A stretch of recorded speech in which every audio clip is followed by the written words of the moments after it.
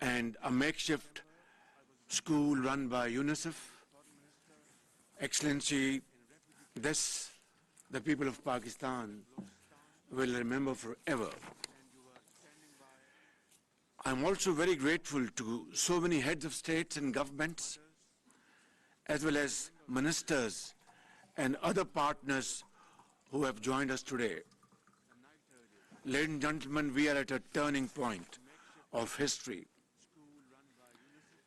Events are moving faster than we can imagine.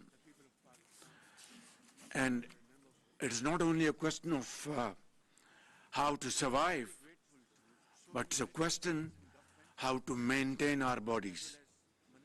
It's a question how to maintain our dignity and honor by moving forward with a sense of purpose and a sense of achievement. Secretary General, as you have just mentioned, the Foreign Minister, you so aptly described, at that time, at the heart of the perfect storm of problems lies this prolonged exposure to a monsoon on steroids. In a matter of 2 months, the ground beneath us was literally, physically taken away.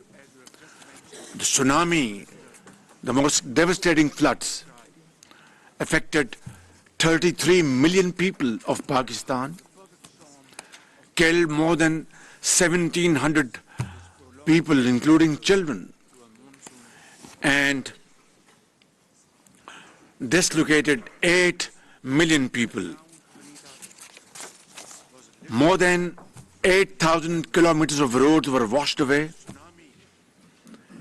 and more than 3,000 affected rail system was deeply damaged. Education was disrupted for 2.6 million students, including 1 million girls. One can go on about the records broken by this disaster, but truly speaking, we are racing against time. We are very grateful to the generous support extended to my country by the United Nations, the World Bank, the Asian Development Bank, the IMF, the AIIB, and the European Union, as well as many friendly countries around the globe.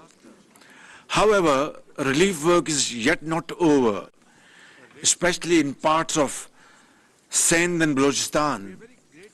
Our young and able Foreign Minister belongs to the province of Sindh, where the flood water still needs to be drained to reclaim the agricultural land, to grow food, to build homes, reconstruct infrastructure, and rehabilitate institutions and services.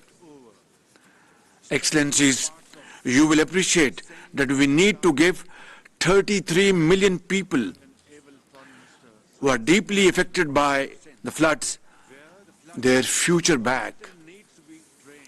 Their families must stand on their feet, and they must come back in life and earn their livelihood. Today's convening is an attempt to give my people another chance at getting back on their feet. Last October, in collaboration with our development partners, we prepared a post-disaster needs assessment, PDNA, that calculated the total destruction and economic losses from the floods to exceed $30 billion, which is 8% of Pakistan's GDP, pushing 9 million people into abject poverty. Excellencies, the Pakistani nation, as well as the state, has responded courageously to this catastrophe. Those who had little came forward to help those who had lost everything. Millions volunteered to feed, clothe and shelter their unfortunate brothers and sisters. 20,000 troops, hundreds of helicopters, aircrafts, and motorboats were mobilized for round-the-clock rescue operations.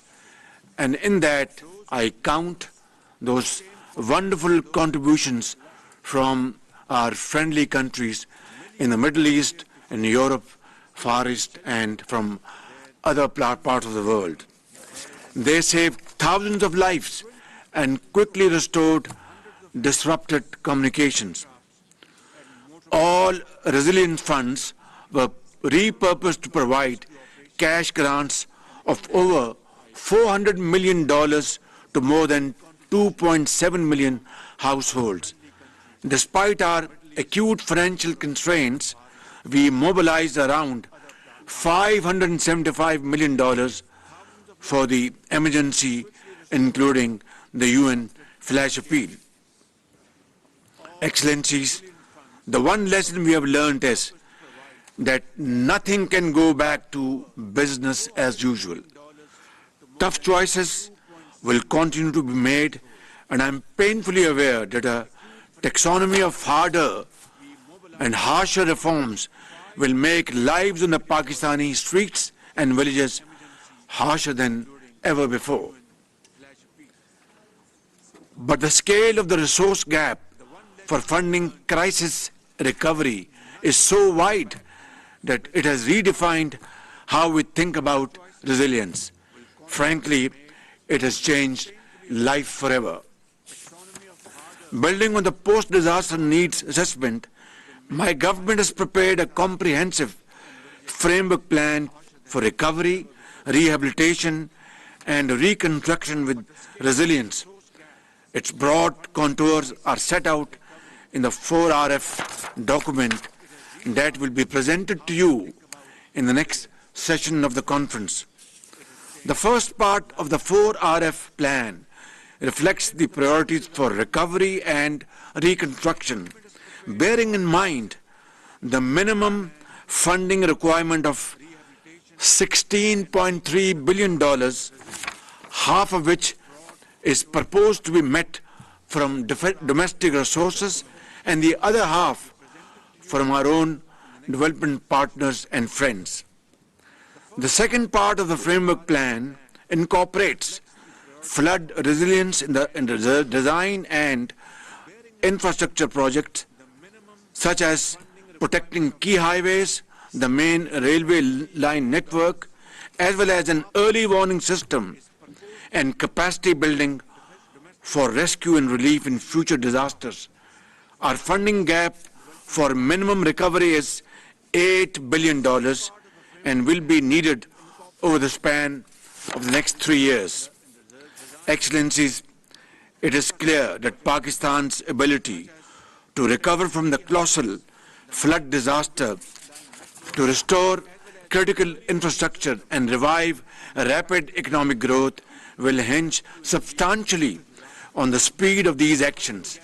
And the most important link in this chain will be financial resourcing. If that gap continues to obstruct our recovery and minimum resilience needs, the results may be too catastrophic to imagine.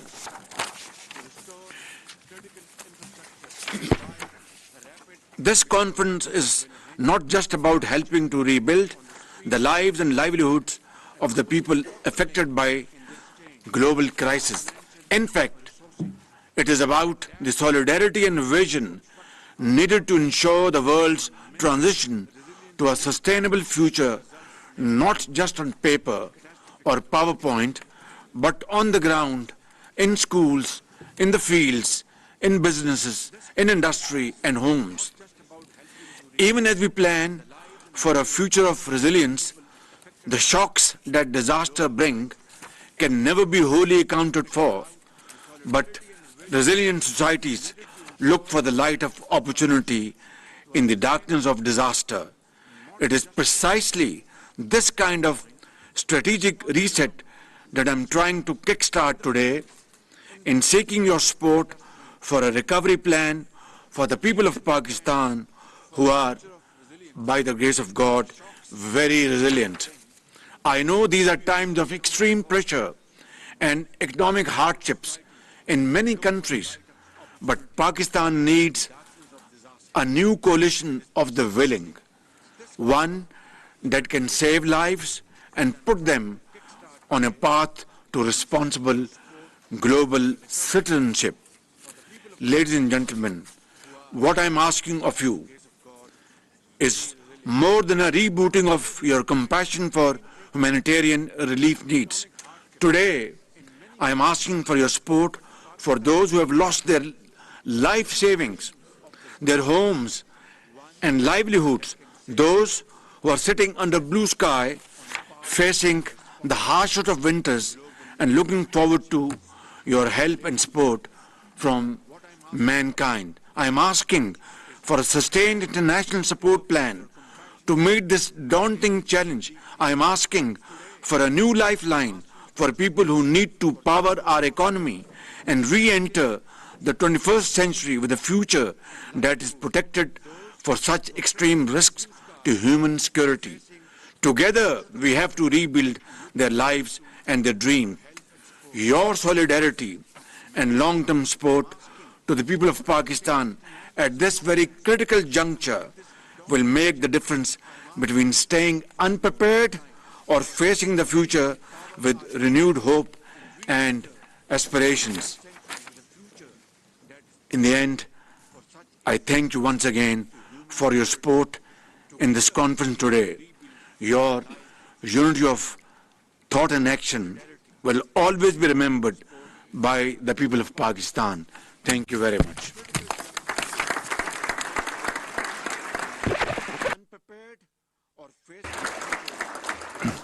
Thank you, sir, and thank you for your leadership. I now request